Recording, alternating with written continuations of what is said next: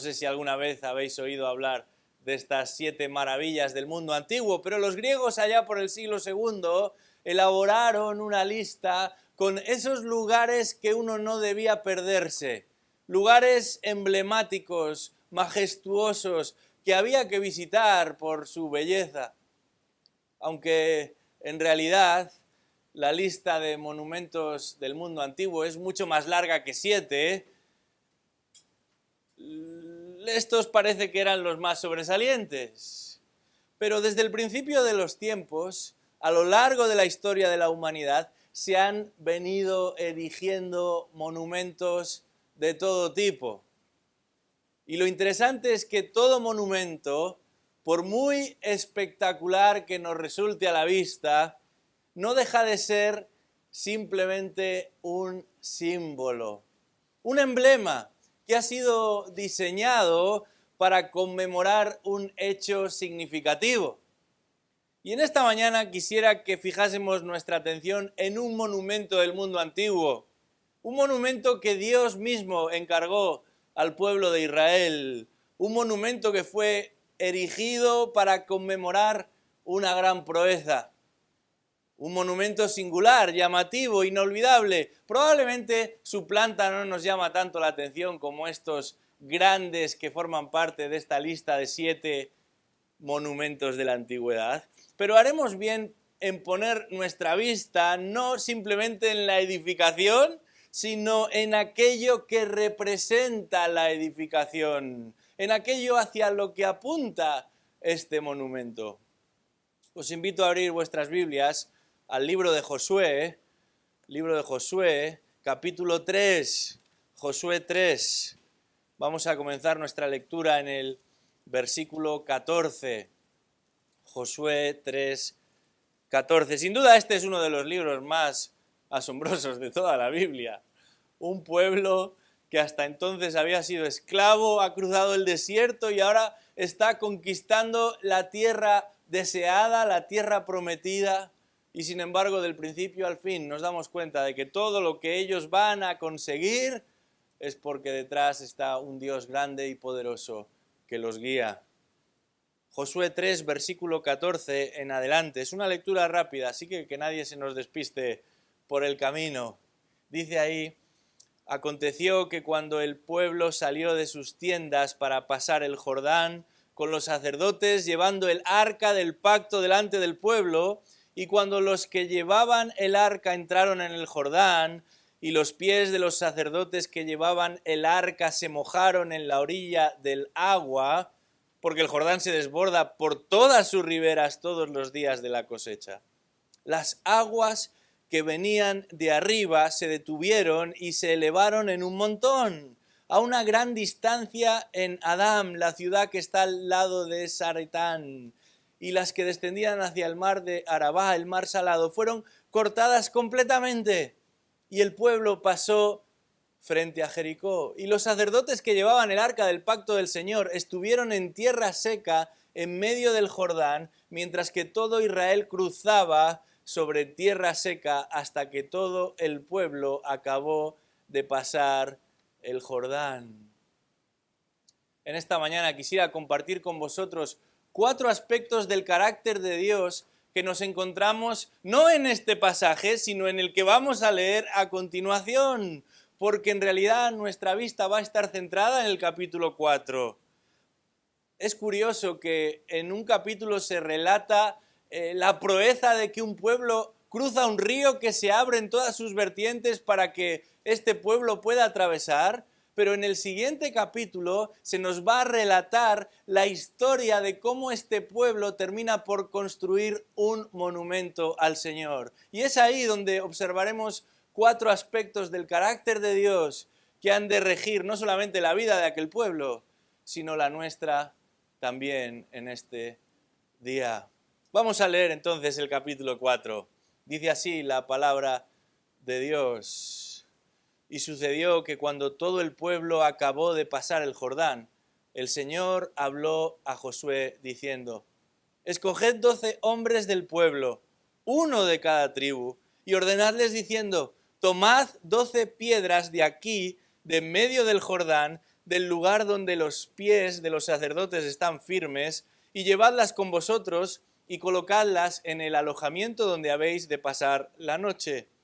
Llamó pues Josué a los 12 hombres que había señalado de entre los hijos de Israel, uno de cada tribu.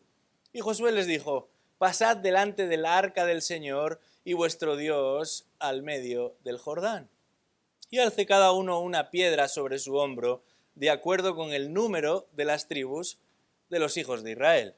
Sea esto una señal entre vosotros, y más tarde, cuando vuestros hijos pregunten diciendo: ¿qué significan estas piedras para vosotros?, les diréis: es que las aguas del Jordán quedaron cortadas delante del arca del pacto del Señor.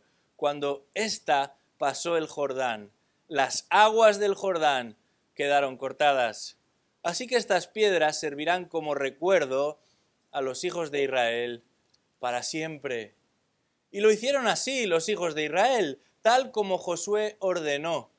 Y alzaron 12 piedras de en medio del Jordán, como el Señor dijo a Josué, según el número de las tribus de los hijos de Israel. Y las llevaron consigo al alojamiento y allí las depositaron. Entonces Josué levantó 12 piedras en medio del Jordán, en el lugar donde habían estado los pies de los sacerdotes que llevaban el arca del pacto, y allí permanecen hasta hoy. Porque los sacerdotes que llevaban el arca estuvieron parados en medio del Jordán hasta que se cumpliera todo lo que el Señor había mandado a Josué que dijera al pueblo, de acuerdo con todo lo que Moisés había mandado a Josué. Y el pueblo se apresuró y pasó. Y sucedió que cuando todo el pueblo había acabado de pasar, el arca del Señor y los sacerdotes pasaron delante del pueblo. Y los hijos de Rubén, los hijos de Gad y la media tribu de Manasés pasaron en orden de batalla delante de los hijos de Israel, tal como Moisés les había dicho.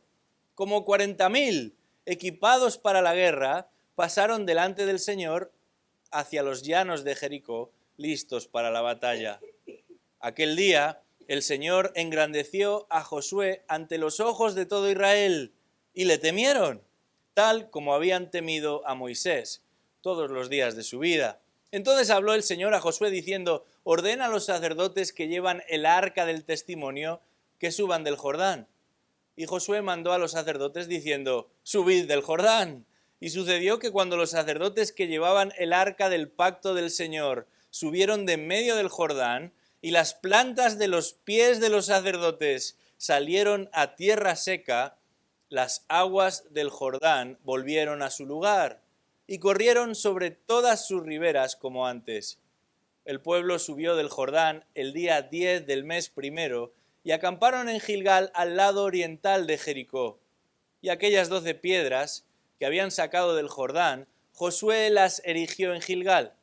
Y habló a los hijos de Israel diciendo: cuando vuestros hijos pregunten a sus padres el día de mañana diciendo: ¿qué significan estas piedras?, entonces lo explicaréis a vuestros hijos diciendo: Israel cruzó este Jordán en tierra seca, porque el Señor vuestro Dios secó las aguas del Jordán delante de vosotros hasta que pasasteis, tal como el Señor vuestro Dios había hecho al Mar Rojo, el cual Él secó delante de nosotros hasta que pasamos, para que todos los pueblos de la tierra conozcan que la mano del Señor es poderosa, a fin de que temáis al Señor vuestro Dios para siempre. Se trata de un milagro impresionante. Un pueblo de 2 millones de personas está cruzando un río. Y no nos confundamos, no estamos hablando del típico río que tantas veces observamos a nuestro alrededor y que de río solamente conserva el nombre porque no hay agua. El río Jordán cuenta con un gran caudal. De hecho, este es el momento del año en el que tiene más cantidad de agua. Y Dios obra milagrosamente para que ellos pasen y pasen en tierra seca. Cuando leemos en la Biblia historias como esta, podemos llegar a pensar que se trata de historias interesantes, incluso memorables, pero que quizás esto no tiene demasiado que ver con nosotros. Quizás sea una gran historia, pero pertenece al pasado, por eso es una historia. Y sin embargo, como sucede con cualquier monumento, haremos bien en limitarnos no solamente a contemplar su elevación y construcción, sino más bien en prestar atención a lo que ese monumento nos quiere decir. Y lo primero que observamos en este texto en el que se va a erigir ese monumento no es otra cosa que la planificación de Dios. La planificación de Dios. Es Dios el que decide cómo se va a hacer todo, cuándo se va a hacer todo y de qué manera se va a hacer todo. A Dios no le pilla nada por sorpresa. Y no quiere tampoco que nada les pille por sorpresa a los suyos, porque Dios es un Dios de orden. Dios es un Dios organizado y que organiza también a los suyos. Y en nuestro pasaje particular observamos que Dios tiene un plan. Va a ser muy específico en lo que le pide a los suyos. El texto habla de 12 hombres, uno por cada tribu. El texto habla de 12 piedras, una por cada tribu. Y se trata de un desfile bien delimitado. El arca, los sacerdotes, los militares. Y uno se pregunta, bueno, ¿para qué tanta planificación? ¿Cuál es la razón para tanto plan y tan específico? Estoy seguro de que el pueblo estaba verdaderamente desconcertado ante lo que Dios estaba pidiendo.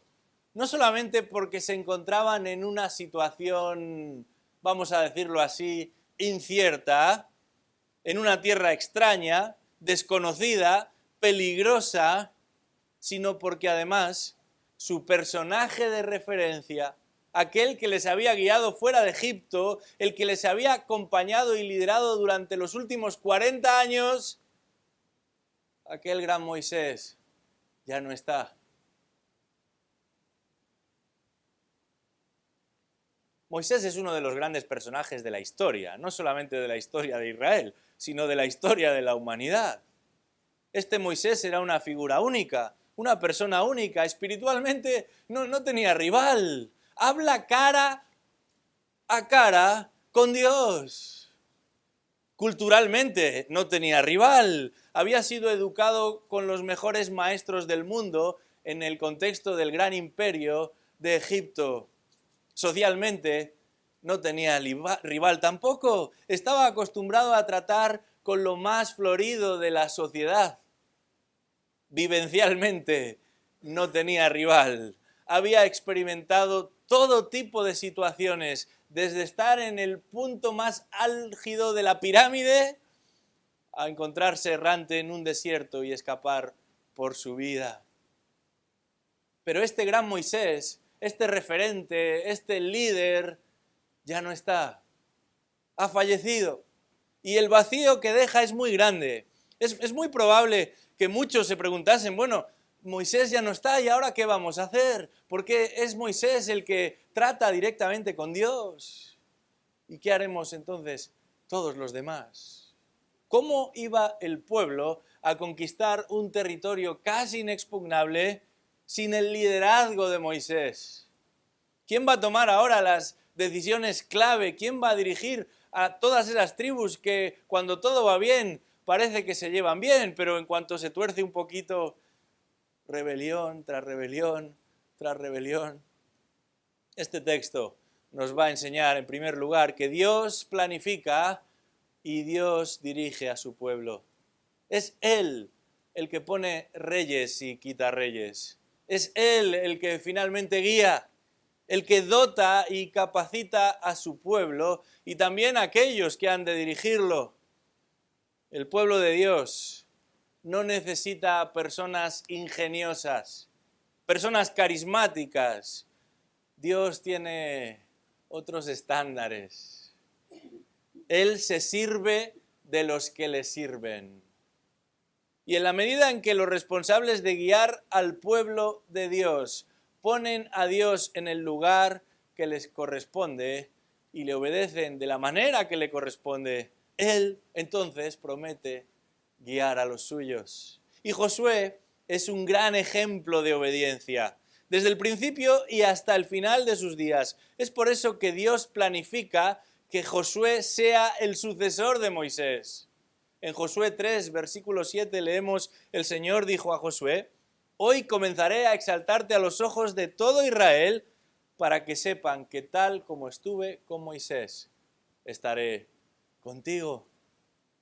De la misma forma que Dios estuvo con Moisés, ahora confirma a Josué que también estará con él.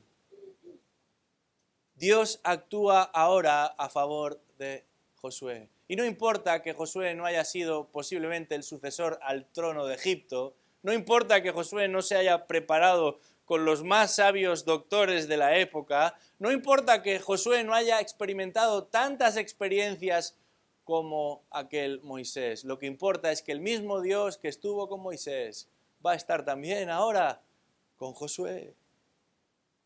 En su momento el pueblo vio cómo Dios abrió el mar rojo con Moisés, y ahora no sus antepasados, no son historias antiguas, sino que todos los que están allí van a ver cómo Dios abre el río Jordán con Josué.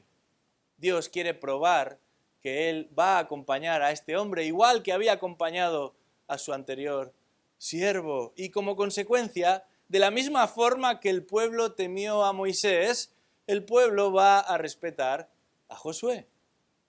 Dios tiene un plan para su pueblo. Dios hizo un pacto con los suyos y lo va a cumplir. Y en última instancia, nosotros hoy también debemos recordar que esto no va de celebridades ni de personalidades.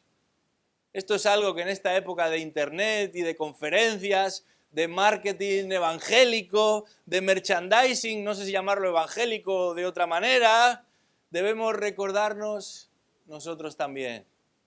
Nunca olvidemos que no depende de cómo de prestigiosa está la persona que está al frente, porque finalmente es Dios mismo el que está al frente de su pueblo.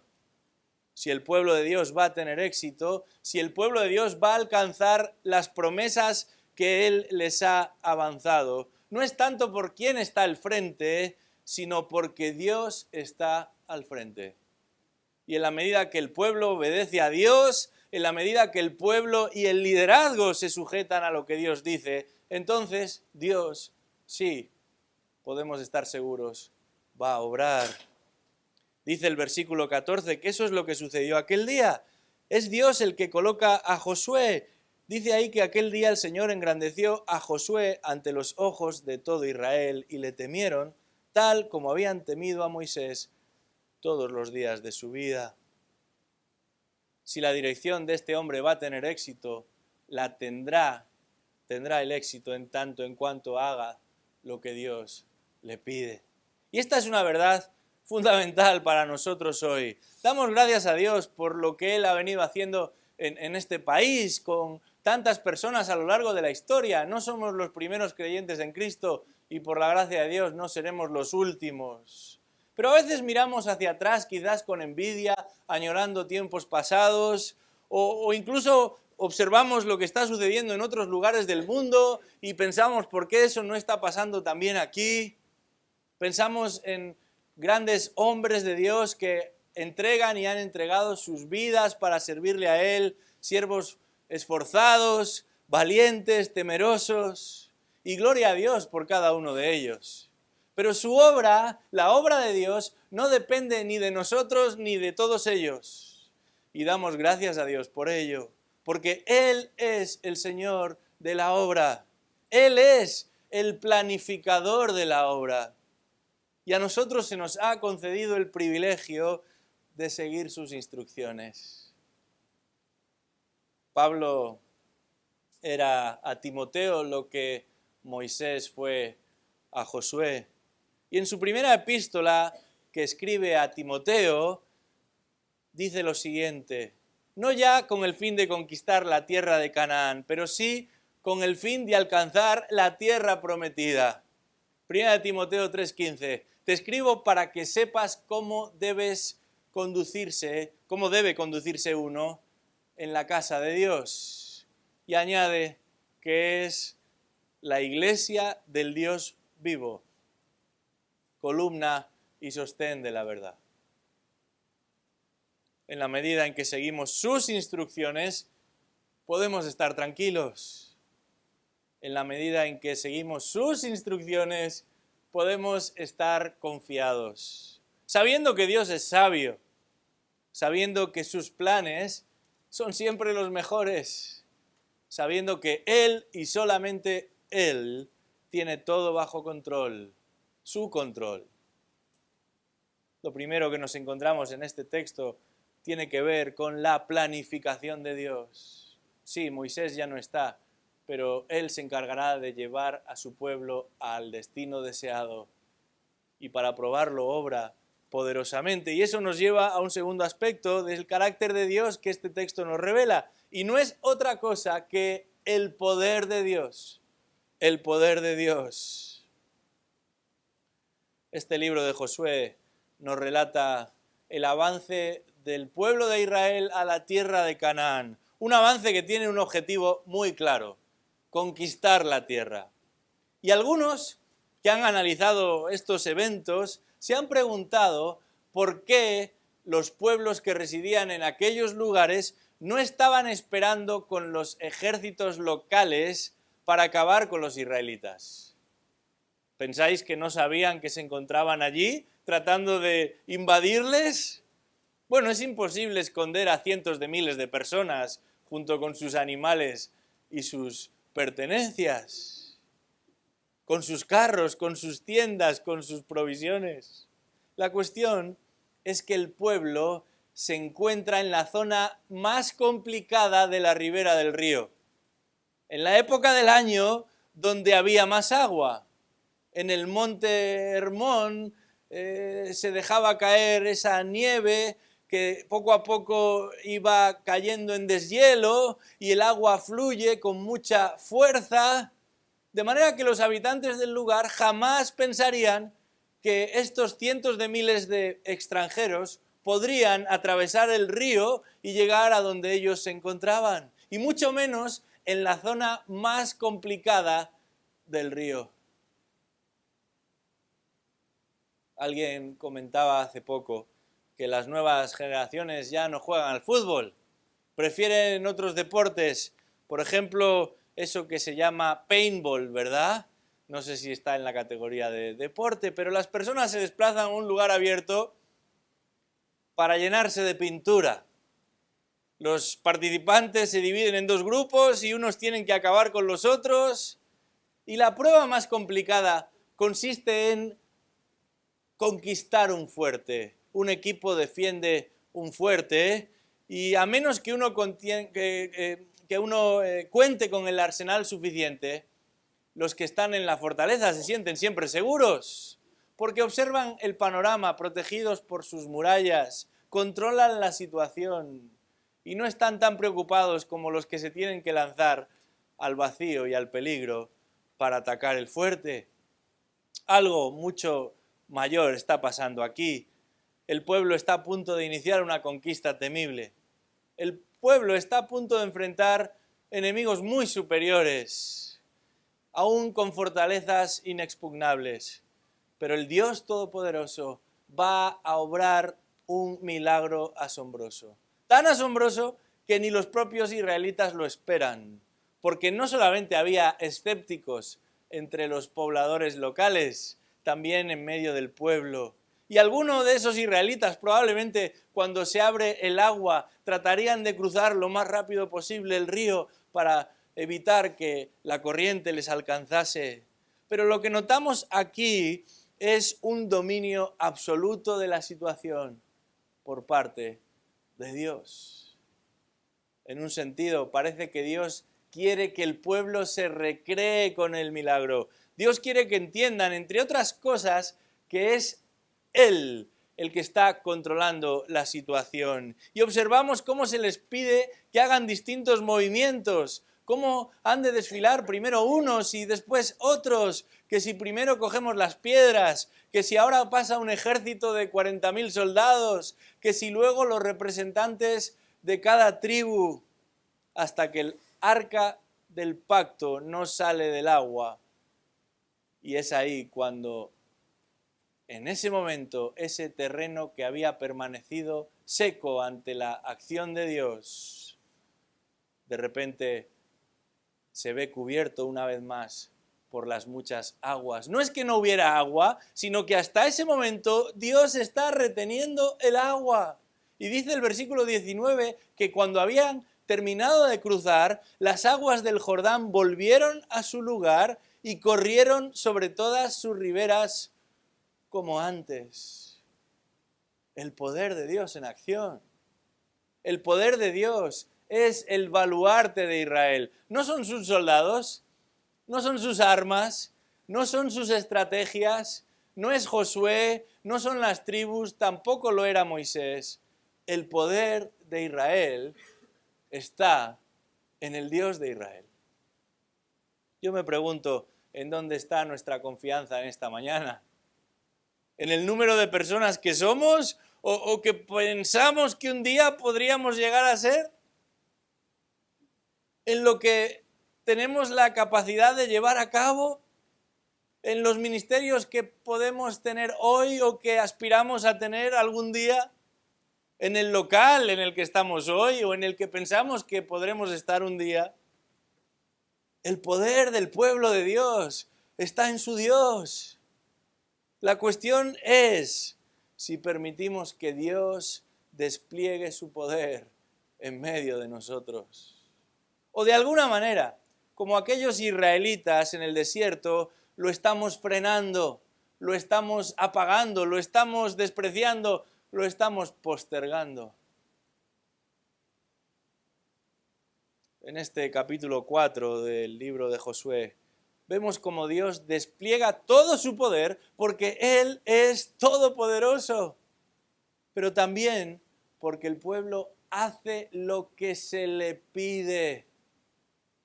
Dice el texto que las 12 tribus, respondieron a lo que Dios les había pedido por boca de Josué. Habían puesto a un lado su diversidad, habían dejado a un lado sus diferencias, aún posiblemente habían puesto a un lado la posibilidad de influir más ya que Moisés no estaba allí. Pero el versículo 1 nos confirma que todo el pueblo pasó por el Jordán. Y en el versículo 8 se nos insiste en esta misma idea. Dios obró poderosamente. Y muchas veces queremos que Dios obre poderosamente también entre nosotros. Queremos que Él actúe en nuestra vida. Queremos que Él intervenga en nuestra familia.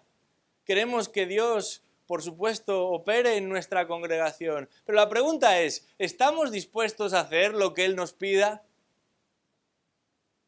No digo si entendemos lo que Él nos pide. Imagínate la cara del pueblo con todas estas instrucciones que Josué les dio. La pregunta es si estamos dispuestos a obedecer a Dios hasta el final. El versículo 17 del capítulo 3 indica que el pueblo está cruzando y mientras tanto los sacerdotes sujetan el arca. Y el pueblo era grande, no tardaron 10 minutos, estuvieron allí durante horas sujetando ese arca en medio de lo que había sido el río. Y no era lo más cómodo, ni tampoco lo más lógico, no era lo que tú y yo hubiéramos diseñado si fuésemos todopoderosos, pero es lo que Dios, es lo que el sabio Dios, el que nunca se equivoca, les había pedido hacer. Imagínate la cara de Abraham cuando Dios le pide que sacrifique a su propio hijo. Imagínate la cara de Moisés cuando Dios le pide que se reúna con ese faraón que quiere matarle. Imagínate la cara de Josué cuando Dios le pide que conquiste Canaán. Y es que en última instancia, obedecer es confiar en Dios. ¿Quieres saber lo que es obedecer? Obedecer es confiar en Dios, es reconocer que Dios sabe, es reconocer que Dios puede, es reconocer que Dios está al control de todas las cosas. Tu servicio al Señor, el que sea, es importante. Tus reuniones, tus ministerios son importantes. Tu vida familiar, tu trabajo, es importante. Pero sobre todas las cosas, tu obediencia a Dios es esencial. Y es que este pasaje nos recuerda que no puede haber servicio que experimente el poder de Dios, no puede haber ministerio que experimente el poder de Dios, no puede haber congregación que experimente el poder de Dios, no puede haber persona o familia que experimente el poder de Dios sin obediencia a la palabra de Dios. Esto es lo que Dios le había dicho a Josué en el capítulo 1, versículo 7. Solamente sé fuerte y muy valiente. Cuídate de cumplir toda la ley que mi siervo Moisés te mandó. No te desvíes de ella ni a derecha ni a izquierda para que tengas éxito donde quiera que vayas. Y añade una vez más, este libro de la ley no se apartará de tu boca, sino que meditarás en él de día y de noche, para que cuides de hacer todo lo que en él está escrito. Porque entonces harás prosperar tu camino y tendrás éxito. Y una vez más añade Dios, ¿no te lo he ordenado yo? Sé fuerte y valiente, no temas ni te acobardes, porque el Señor, tu Dios, estará contigo. ¿Cuándo? Cuando hayas obedecido, estará contigo, donde quiera que vayas. Esto mismo enseñó Jesús a sus discípulos. Sois mis amigos si hacéis lo que yo os mando. ¿Quieres experimentar el poder de Dios? Sé obediente a su palabra, sin importar las circunstancias. En un día particularmente en el que muchos confían su futuro en manos de un candidato de carne y hueso, nosotros queremos depositar nuestra confianza en el Dios Todopoderoso. Eso no significa que no participemos de las urnas, es nuestra responsabilidad. Pero en última instancia sabemos que es Dios el que tiene el poder de cambiar las cosas o de hacer que sigan siendo lo que deberían ser. Y eso nos lleva al tercer aspecto del carácter de Dios que este texto nos presenta. Y podríamos llamarlo la presencia de Dios. Siento que he leído el texto muy rápido y deberíamos volver a leerlo y prestar todavía más atención, pero en medio de la escena y todo el tiempo en que esta historia discurre, hay un elemento que está continuamente presente. Y no solamente presente, sino que se encuentra literalmente en el centro de todo lo que sucede. Se trata del arca del pacto. Directamente se menciona 9 veces en el capítulo 3 y 7 veces en el capítulo 4.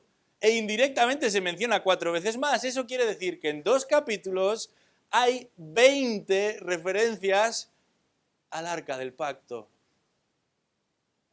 En Éxodo 25 encontramos las instrucciones de cómo debía ser elaborada esta arca del pacto. Y nos damos cuenta de que no era un elemento demasiado grande. 112 centímetros de largo, 67 de ancho y 67 de alto.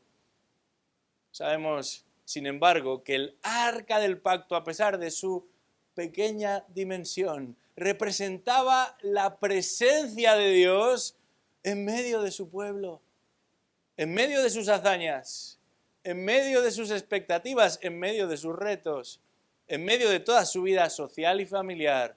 El arca es el centro de la vida del pueblo de Dios.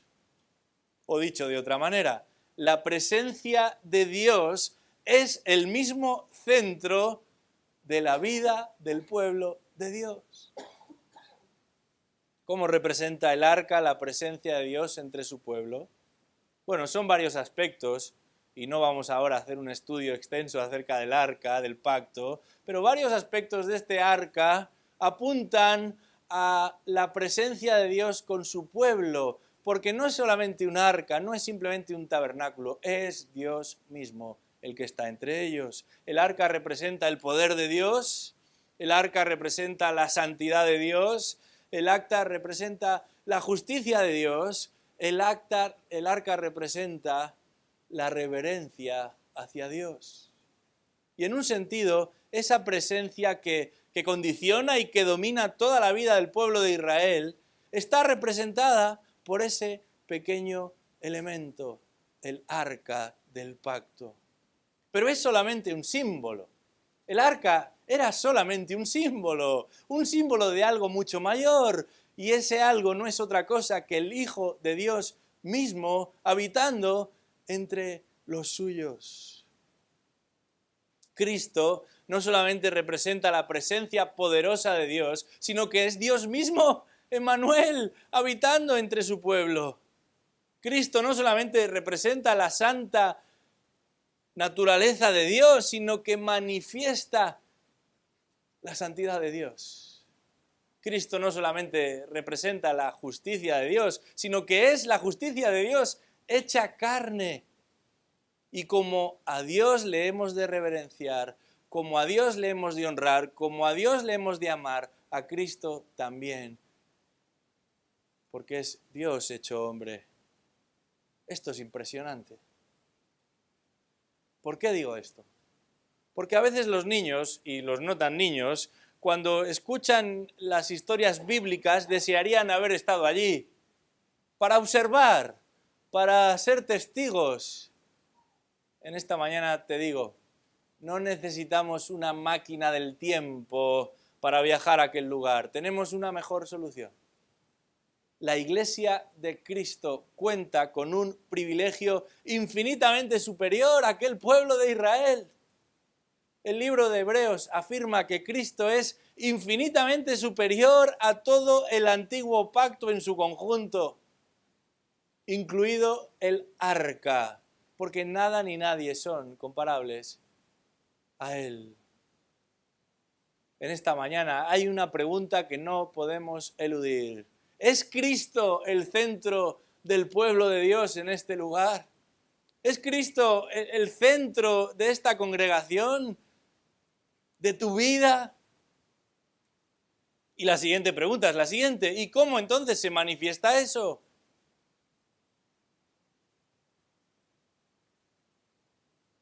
El éxito para la mayoría está en tener y disfrutar. Sin embargo, el éxito para el pueblo de Dios está siempre en estar cerca de Dios. Por eso el salmista llega a decir, es mejor un día en tu presencia que 1000 fuera de ella. Y estar cerca de Dios no es algo abstracto. No es que como Cristo ya está en el seno del Padre, entonces no le vemos y es algo que queda para mí. No es así. Estar cerca de Dios, experimentar la presencia de Dios por medio de Cristo, es permitir que la palabra de Cristo nos dirija, es permitir que la palabra de Cristo nos enseñe y nos limpie, nos cambie y nos transforme. Y es por eso que Dios separó a toda una tribu en su momento como responsable para ministrar al pueblo por medio de esa palabra. Es por eso que Dios ideó una fórmula para que su palabra estuviera a disposición de todos aquellos israelitas. Es por eso que Dios ha preservado sus escrituras, para que tú y yo, de una manera particular, tengamos acceso a ellas y seamos edificados y transformados por ellas. Cristo no es un amuleto ni una figura mística, es el Hijo de Dios que nos ha dejado su guía y su dirección a través de su palabra para que le conozcamos, para que le respetemos, para que le amemos, para que le obedezcamos, para que su presencia sea una realidad en medio de nosotros. ¿Sabes? Limitar la palabra de Dios en un lugar de culto o a un lugar de culto es limitar la palabra de Dios a un lugar de culto. Pero el deseo de Dios es habitar en medio de su pueblo y no solamente cuando estamos aquí reunidos. la palabra de Dios ha de presidir y de reinar en medio nuestra. El deseo de Dios es habitar en medio de su pueblo. Y es por eso que tenemos comunión con Él a través de su Hijo. Por su muerte hemos sido unidos a Él. Somos templo del Espíritu Santo. Somos miembros los unos de los otros. Y si somos de Él, su presencia es una realidad en nosotros. Y tenemos la oportunidad y la responsabilidad de disfrutarla, pero también de proyectarla por medio de la oración, por medio de la lectura, por medio de la comunión de los hermanos. Es como disfrutamos de la presencia real de Dios en medio nuestra. ¿Estamos haciendo esto o Dios es solamente el colgante que nos pertrechamos para ocasiones especiales? El complemento con el que nos adornamos el domingo o en ocasiones muy concretas.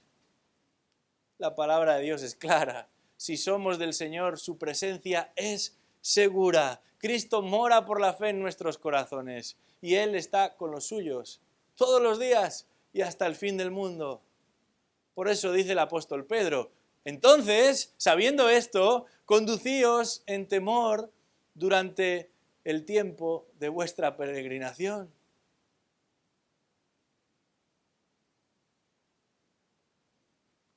Tenemos que avanzar. Y esto nos lleva al último elemento de este Dios, de este carácter de Dios, que quisiera compartir con vosotros en esta mañana. Hemos hablado de la planificación de Dios. Hemos hablado del poder de Dios. Hemos hablado de la presencia de Dios.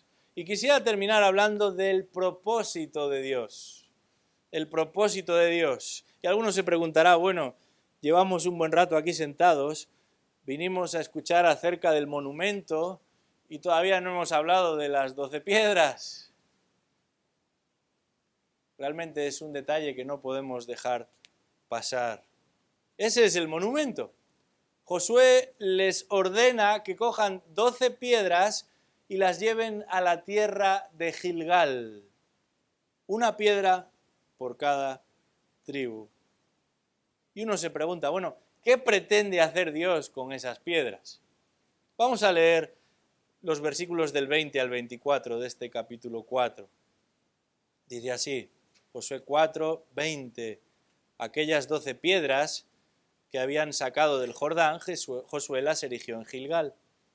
Y habló a los hijos de Israel diciendo: cuando vuestros hijos pregunten a sus padres el día de mañana diciendo: ¿qué significan estas piedras? Entonces lo explicaréis a vuestros hijos diciendo: Israel cruzó este Jordán en tierra seca, porque el Señor vuestro Dios secó las aguas del Jordán delante de vosotros, hasta que pasasteis, tal como el Señor vuestro Dios había hecho al Mar Rojo, el cual Él secó delante de nosotros hasta que pasamos, para que todos los pueblos de la tierra conozcan que la mano del Señor es poderosa, a fin de que temáis al Señor vuestro Dios para siempre. El versículo 19, que no hemos leído, nos ofrece una clave importante. Dice ahí que el Señor, o mejor dicho, el pueblo subió del Jordán el día 10 del mes primero. Eso significa que la Pascua está a punto de celebrarse.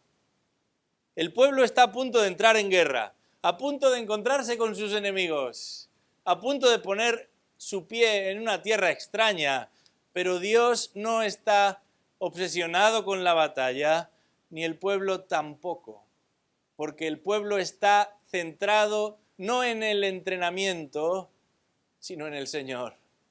Dios está construyendo una identidad nacional y en esa identidad Él es siempre lo primero. ¿Cuántas veces, a punto de afrontar pruebas y dificultades, nuestras mentes están en qué? En las pruebas y en las dificultades. Nuestros corazones terminan embargados por la preocupación, por los temores, por cómo vamos a resolver eso que tanto nos amenaza y preocupa. Pero Dios, ante una inminente preocupación como la de conquistar una tierra como esa, les hace coger esas rocas para que recuerden que el centro de su realidad como pueblo ha de estar en el Señor.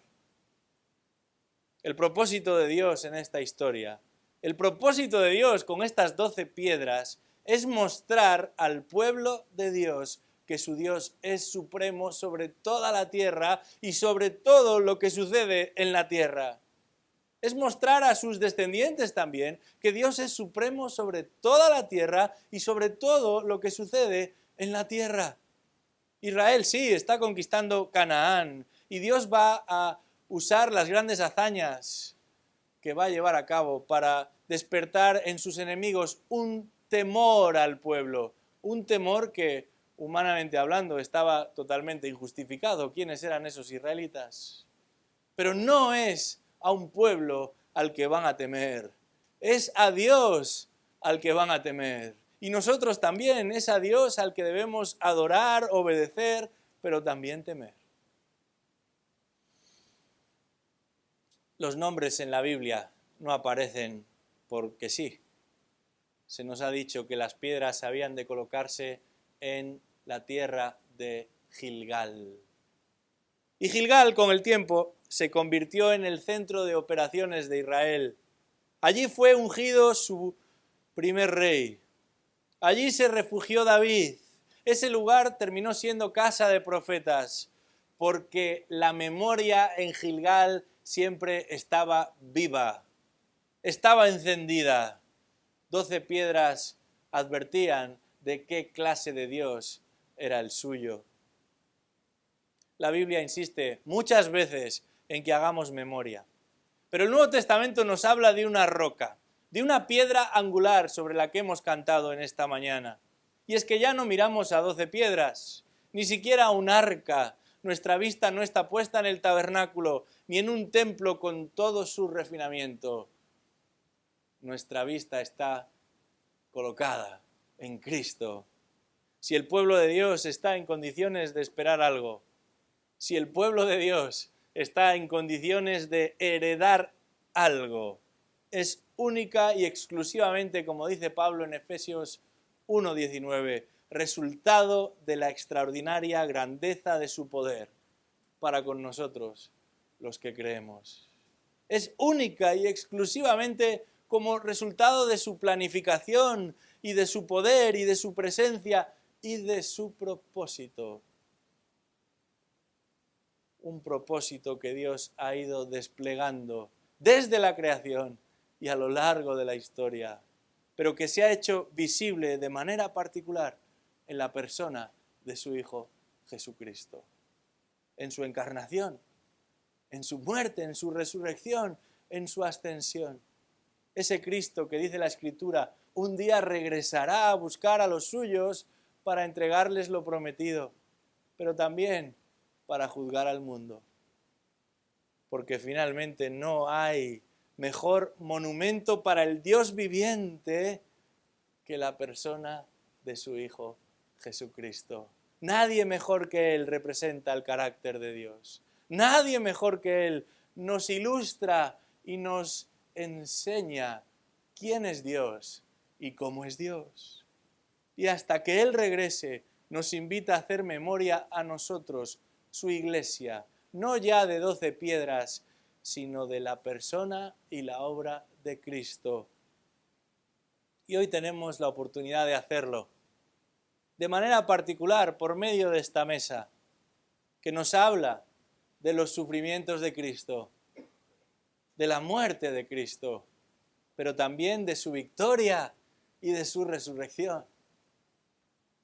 Una mesa que nos habla del castigo y del juicio, pero también de vida y de perdón. Una mesa que nos habla de juicio y de ira, de pecado, de castigo, pero también de reconciliación con Dios. Nos lleva a un momento pasado en el que Cristo fue crucificado, pero nos lleva a un momento futuro en el que estaremos juntamente con Cristo. Todos los que han sido alcanzados por la gracia de Dios, un día estarán presentes en esa gran celebración con el gran Cordero, el único inmolado por nuestra salvación. El pueblo de Israel caminaba hacia la conquista de un territorio. Nosotros caminamos hacia la ciudad eterna, una que es preciosa, una que es indestructible. Y es ese Dios el que se ha comprometido a llevarnos allí. La pregunta es, ¿eres tú parte de esos peregrinos que caminan hacia esa ciudad? Quiera el Señor que así sea. Vamos a orar.